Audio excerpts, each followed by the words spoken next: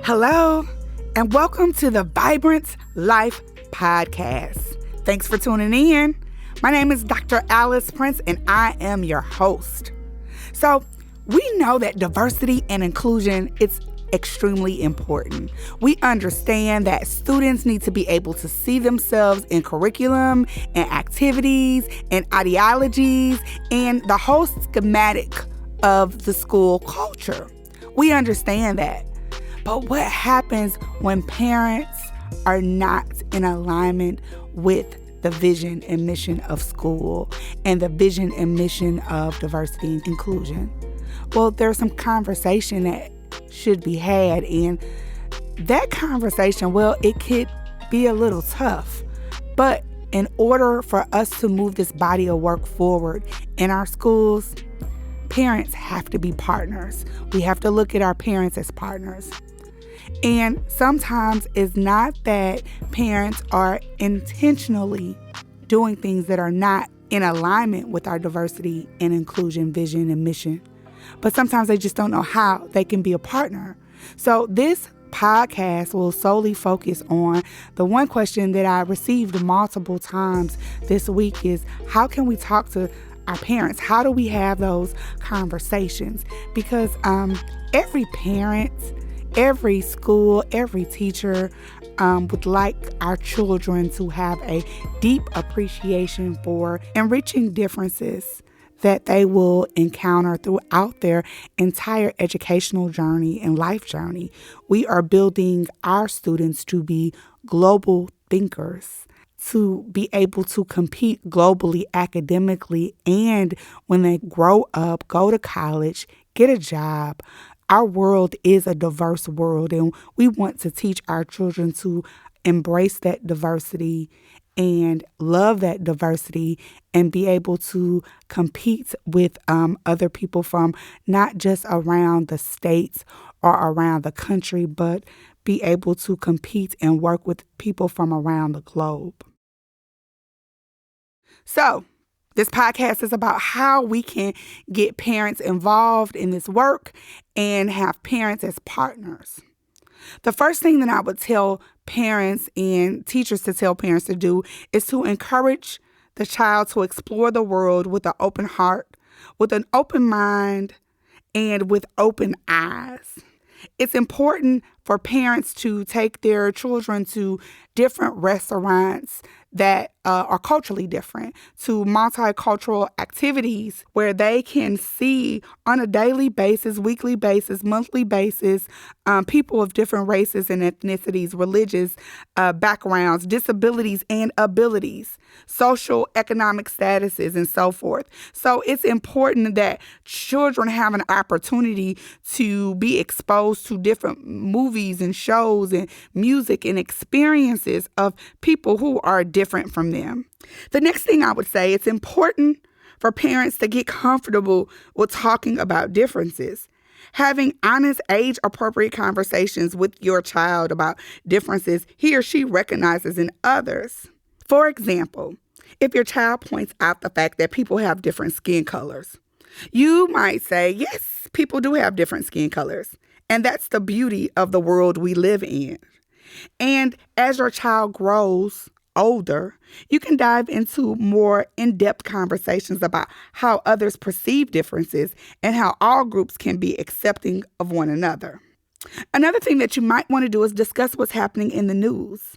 By the time your child is in elementary school, your child understands more about the issues she hears about in school or on the news, and she might ask about current events.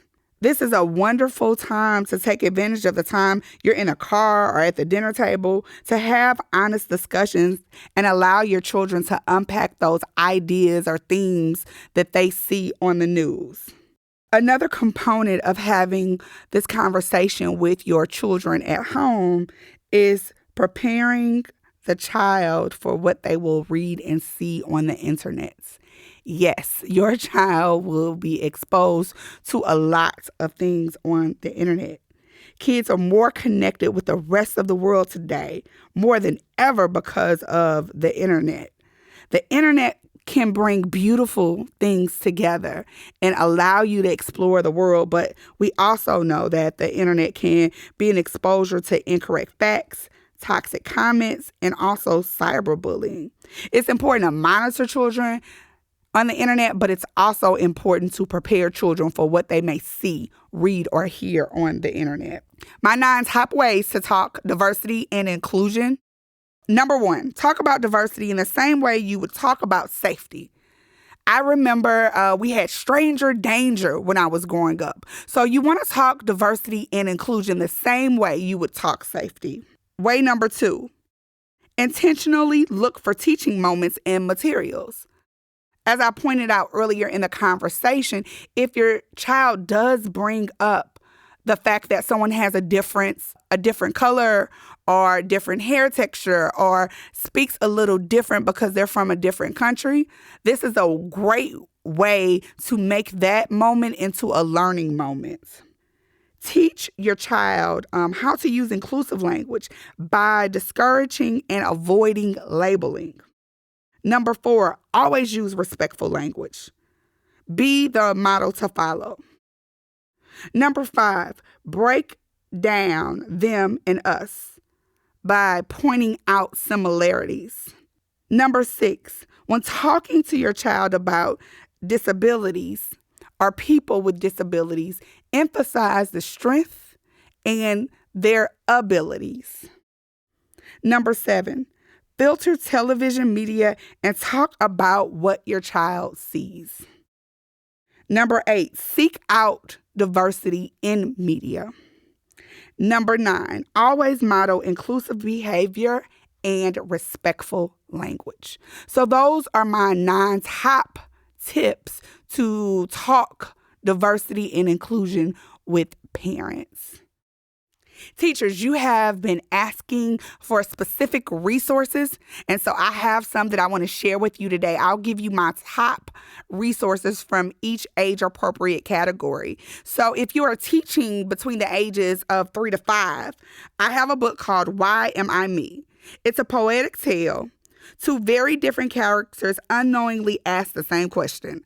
Why am I me? For the elementary age group, my top book is called American Girl, A Girl Named Helen.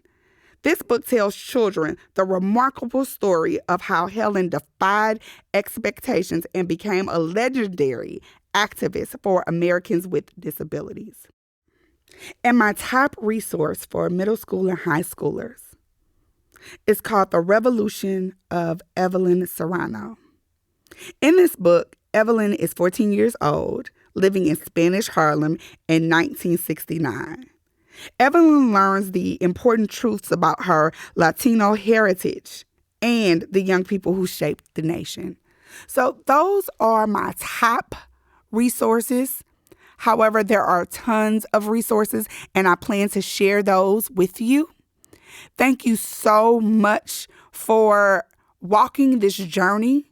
The journey is not easy, but the journey is definitely worthwhile. My inspiration today comes from Father Landry. I had the opportunity to be in a retreat where he led the retreat this past weekend. And he wrote this book called The Plan of Life. He's written several books. He is a remarkable priest. He actually works at the United Nations. It was an honor to be with him, to work with him, and to learn from him. I am currently reading his book. Again, it's called Plan of Life, Habits to Help You Grow Closer to God. So shouts out to Father Landry. Thank you so much for the retreat. And this book is wonderful. The one thing that I was reading in this book and it touched me and I want to share with you is a quote or a scripture. And it comes from Luke chapter 6, verse 40. And it says, "No disciple is superior to the teacher. But when fully trained, every disciple will be like his teacher." No disciple is superior to the teacher. But when fully trained, every disciple will be like his teacher. To become like Jesus, to follow him, to imitate him, and to love God and others with our whole hearts and mind is the deepest reason for our existence. Thank you so much. Please do not forget to leave a comment. You can always email me at aprince@federationofcatholicschools.org. That's aprince@federationofcatholicschools.org. I look forward to your comments. Please share the link and looking forward to next time.